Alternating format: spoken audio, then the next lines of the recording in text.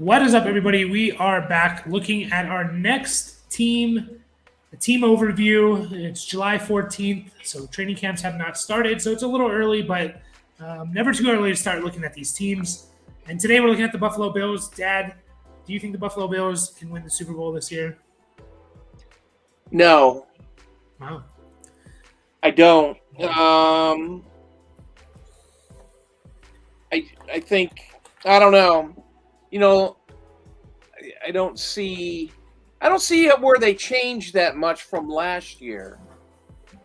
So the one area that changed, they'll get Von Miller back defensively, and I think he would have been important. But you look at their running back room, and then and it's like, yeah, okay, that doesn't excite me, but I have an idea about that. And the wide receiver room, past Diggs, and I know Diggs has been pouting and crying, and he wants the ball and all the other stuff, and that hasn't changed much. So, but anyway, let's move right on. Yeah, a lot of people have that sentiment where they just think the Bills' time has passed, and I still think they could win it. I do think their best chance was when they should have beaten Kansas City in that was it the championship game? Yeah. No, it wasn't. It was a divisional round. The last 13 seconds. Yeah, the 13 seconds. I think that was their best chance. Probably would have beaten the Bengals, at Buffalo, and I don't know. But anyways, I still think they have it, but they changed a little bit, like you mentioned, Von Miller. Also, the guy we'll get into, Dalton Kincaid, they brought in as potentially another weapon for them. But we'll get into it, sharing with you guys the depth chart, and we're looking at this from a fantasy perspective. Of course, we'll talk mostly redraft. Maybe we'll throw in some dynasty in there. But Josh Allen, obviously the quarterback. A top 3 quarterback in fantasy. I mean, Mahomes, Allen, and Hurts. It's kind of whatever order you want to take them. I think Allen goes second, but he's right there with Jalen Hurts. So, Dad, I mean, Josh Allen, would you take him as your first quarterback over Mahomes, or do you think he belongs behind Mahomes, or even behind Hurts? No, I'd probably take him number 3. Hurts, the rushing part of Hurts, is it's too significant to ignore. When that's going to end, I don't know, but we still got a couple more years of that. Mahomes, he just puts up. He doesn't have to run. He puts up his numbers via the passing game, and that's probably, as long as him and Andy Reid and that team functionally stays together, Kansas City and stuff like that. And I think Mahomes is number 1 quarterback, but yeah. The only thing I'd be concerned about with Josh Allen is the running going to go away? It goes away for everyone, no matter who you are. Father time type of thing. He did get injured last year. I don't think it was on a run. Maybe it was on a run. Hurt his shoulder or elbow or something. Yeah, it was the elbow. Yeah, even if it wasn't on the run, I think this team kind of realizes that they need to. The guy takes so many hits. Like we talk about it with Lamar, and Lamar doesn't take as many hits as Josh Allen. And I know he's a bigger guy and all of that, but just look at like Cam Newton and how quickly that fell out once his rushing went away. Once he stopped doing that, he fell off. And I'm not saying Josh Allen's going to fall off, but in terms of the fantasy, what makes him that top 3 quarterback, potentially the QB1, is the fact that he rushes for 600-700 yards and all those touchdowns. And I think there's a chance that those get like essentially cut in half, and they kind of save it a little bit. Playoffs come, let the guy run, win the game. But, I can kind of see him going back to 2020 and 2019 where he was getting 400 or 500 yards, not the last 2 years where he was getting 760 yards, right? What I don't That's significant. Yeah, I think you're right on that, and it kind of makes sense. everybody's talked about it a lot the last, 2 to 3 years or something like that. But it hasn't happened. Last year he rushed for 762 yards. I don't think the touchdowns will drop off on rushing. I still think there'll be a half a dozen rushing touchdowns. And you combine that with 37, 36, 35 the last 3 years passing touchdowns and 500 yards rushing and a half a dozen rushing touchdowns. Those are pretty significant numbers.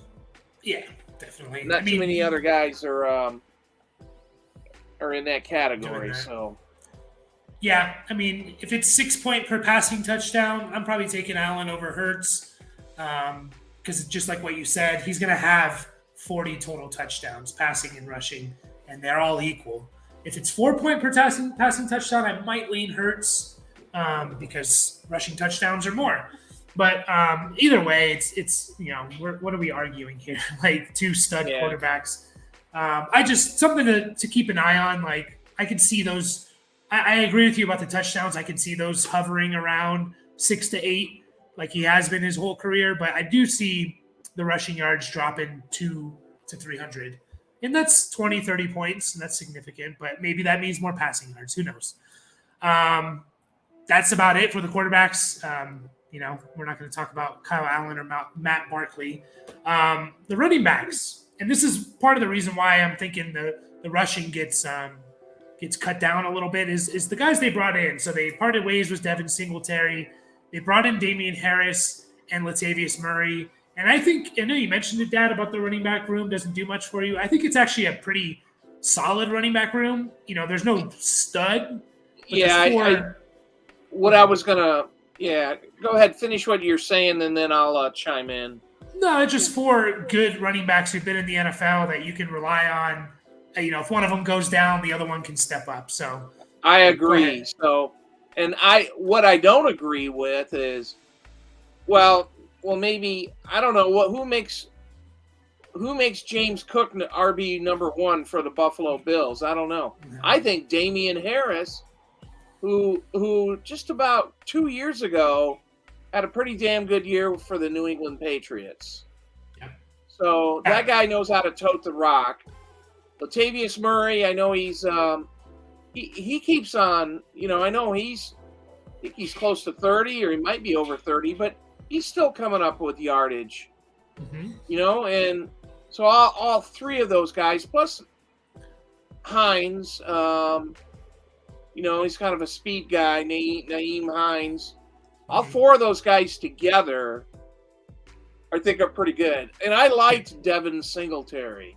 Yeah. I don't know why Buffalo probably just didn't want to pay him any significant money, but he was 700 and 800 yards a year. So somebody in here, and I think it's going to be Damian Harris, who's going to be. I think he's going to be the more significant guy, but not by much. Yeah, it's part of the reason why I think that they're going to want to run Josh Allen less. It's just they brought in 2 kind of big backs who can hammer the ball up the middle, and you don't want to use your franchise quarterback to do that. I mean, Latavius Murray's 6'3", 230. Didn't think he was that big. He's That's pretty good size. He's a huge guy. I mean, Damian Harris is 5'11", 215, good size for a running back. Those guys are going to be like your hammers up the middle, in between the tackles. Yeah, James Cook, I agree with you. I don't know if he should be considered the RB1. He was not even RB1 at Georgia. Yeah, he wasn't. His last year at Georgia, he was not even RB1. He would come in, as RB2, and he'd kind of, beat up on the after Georgia's offense has kind of worn out the other team's defense for a while, and James Cook could have some significant plays and stuff like that. So I don't see him as an NFL 12 carry a game guy. Maybe 12, I don't know. But I don't see that for 17 games. You tell Yeah, me Damian Harris is going to do that, I'll say, okay, I agree with you. But yeah. just my opinion. The only value there is with James Cook to me is if they turn him into a truly pass catching guy. And that's what everyone expected. If you guys remember, they tried to get JD McKissick. He essentially signed a contract with them during the offseason last year, 2022. And then he went back on it and went back to Washington. And then they drafted James Cook. It's really seemed like they were wanting to have this pass catching running back. And then James Cook only caught 21 passes last year. He showed nothing in the passing game. Devin Singletary caught a decent amount of passes. He caught 38, almost 40 catches. So if they do turn him into this 60, 70 catch guy, then he has value in PPR leagues. But other than that, I don't see it. I kind of agree with you. I kind of like Damian Harris. You can get Damian Harris pretty late in your drafts. He's going 117th overall. Bingo. 118th, really. So if I just do the quick math right here, I mean, that's in round 9, late in round 10.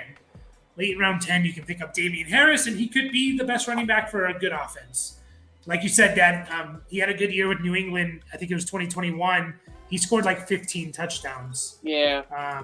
He could do that, in my opinion. And he was still offense. Yeah, and he was still sharing time with Stevenson, I think, who was a rookie that year. So yeah. So yeah, he's going to need those double-digit touchdowns to be fantasy relevant. But if you're going to take a chance on one of those guys, do it with one of the best offenses in the NFL, right? That's going to be around the goal line a lot. So I like that. Just like, again, James Cook, here's the guys you have to take around that he's going around. David Montgomery, give me Montgomery. No questions. Antonio Gibson, give me Antonio Gibson. Alvin Kamara, but that's going to change. Even guys like Samaje Perine are going after him. I'll take Samaje Perine, as of now. So, yeah, I don't want to take James Cook where he's going to go, probably in the 7th round or so.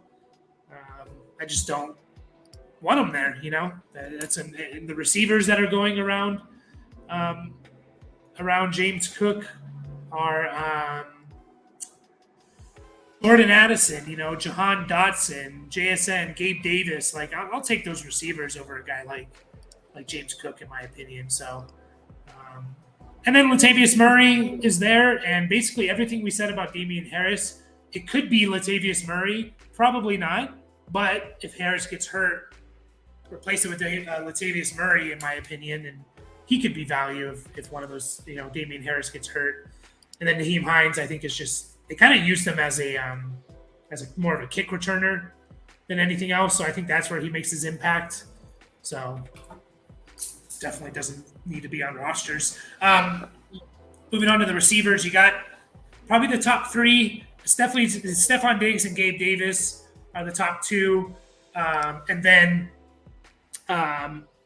there's been a lot of buzz around Trent Sherfield in this offseason, who was with San Francisco for a while. He was with Miami last year. I think he caught, a decent amount of touchdown catches. Oh, no, he only had 2, but, he's around there. There's Khalil Shakir, which we'll get into. But, Dad, we'll start with Stephon Diggs before I ramble too much. He's currently going wide receiver 5. So it's Jefferson, Chase, Kupp, Tyreek Hill, Stephon Diggs, CeeDee Lamb, A.J. Brown are your top 7.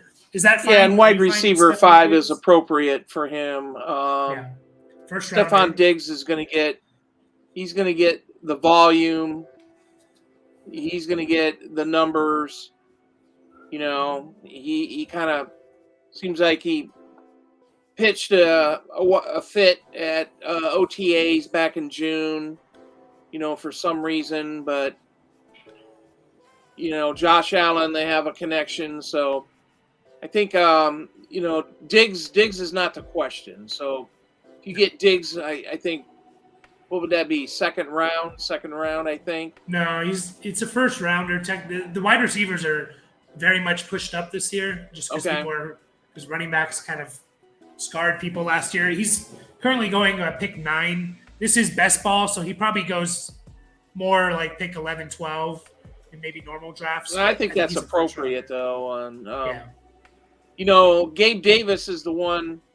Poor guy, you know, he had one very good playoff game a couple years ago, and everybody elevated him. He was going to be the next coming of Jerry Rice or something, and you know, he was okay. He had some okay games. He'd disappear for a little while and stuff like that. So I think everybody wants to see a little more consistency out of Gabe Davis.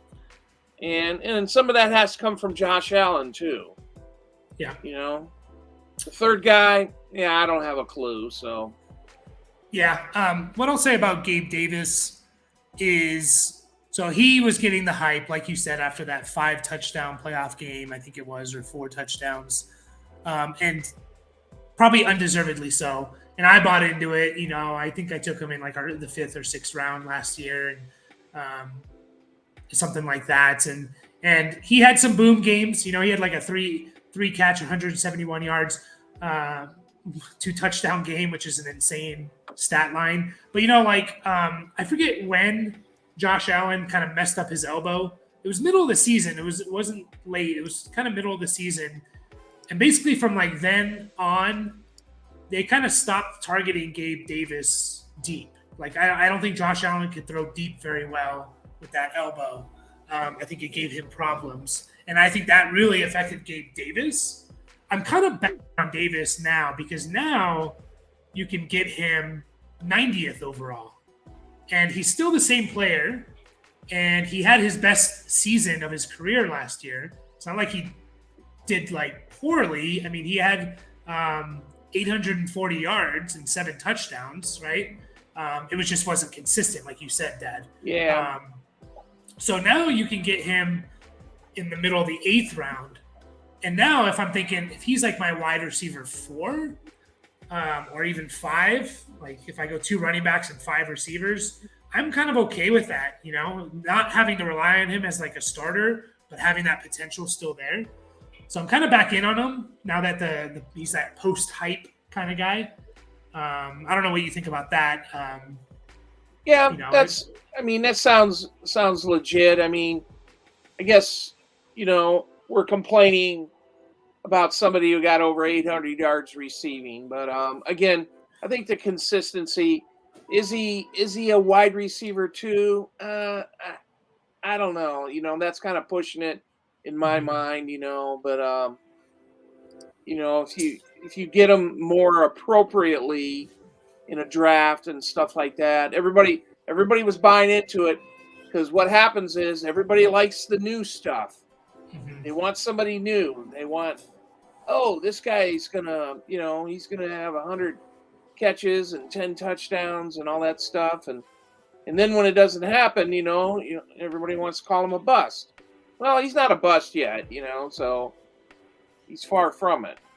No, yeah, he's far from it. And again, he had his best year of his career. Like, it just wasn't what we all expected, I guess. The third receiver, I will say, just kind of keep an eye out for a guy like Khalil Shakir. You know, he was a rookie last year. A lot of people were high on him. He's a slot guy, and he's kind of a big slot. You know, he's 6 foot. He's not like the typical like 5'8" guy. He's 6 foot, 200 pounds. So he's a big slot kind of player. And I just think about like the slot receiver. I think about Cole Beasley and how good he was for the Bills for a couple years there, and they still haven't kind of replaced that.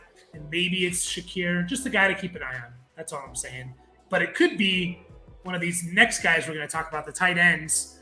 We'll start with Dawson Knox. I think most people are out on Dawson Knox. He's a very touchdown-dependent tight end. His best year, you know, he didn't even catch 50 passes. He had 49 catches for 587 yards and 9 touchdowns. That's what kind of made him relevant, was the 9 touchdowns. Yeah, last year, you know, he only caught 48 passes, so 65 targets. That's a good ratio, though, of targets to reception. So the thing is though, and this is why I was avoiding him last year. He basically did the same in 2021 when everyone loved him last year, except he didn't catch 9 touchdown passes. He caught 6.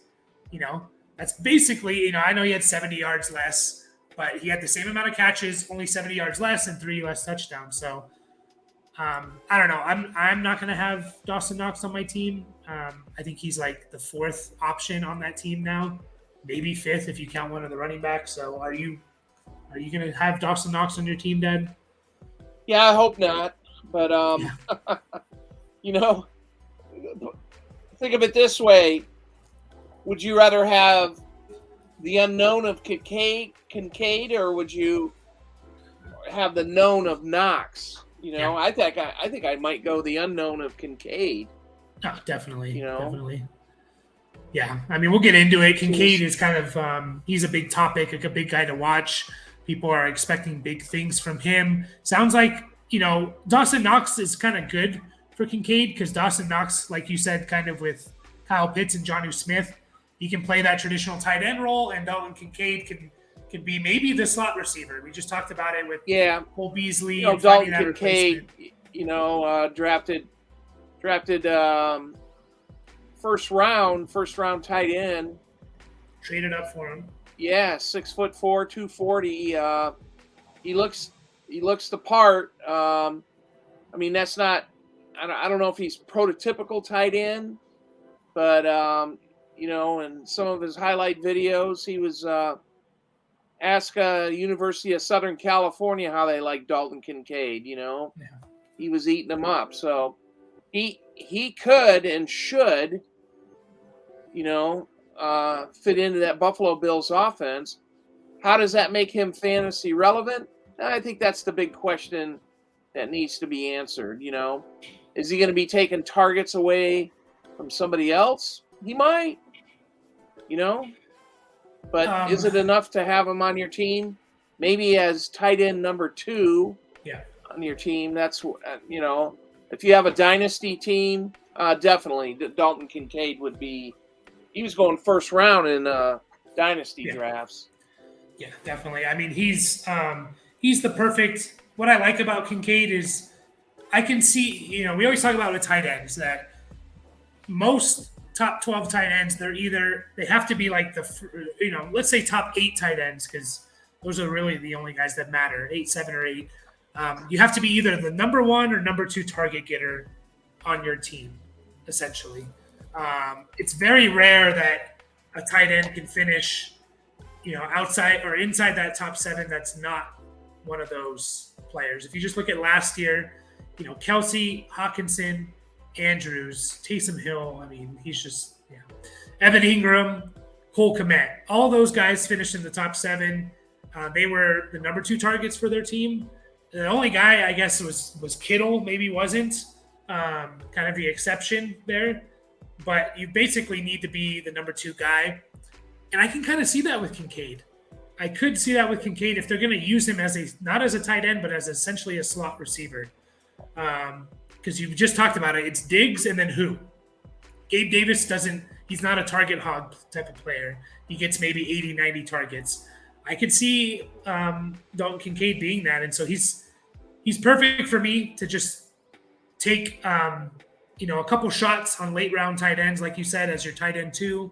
You pick Chig Okonkwo and Dalton Kincaid, or Tyler Higbee and Dalton Kincaid, and maybe Kincaid hits. So Gerald Everett. Yeah, Gerald Everett. Those type guys. Yeah. Yeah. So and you can do that because Kincaid's he's 13th round is where he's going, so you don't have to waste too much on him, right? But I think. Go ahead. Your internet seems to be a little intermittent, so that's why I'm kind of chiming in to keep the flow going. So let's watch and see what Dalton Kincaid does, and if he catches 50, 60 passes this year, I think that would be a major thumbs up. Yeah, because rookie tight ends don't normally produce, but again, maybe they don't use him as a tight end. They already have a guy in Dawson Knox there, so I know. We'll see. It'll be interesting to watch. And they gave him a contract a year Yeah. ago. So they're not getting Yeah. rid of them. No.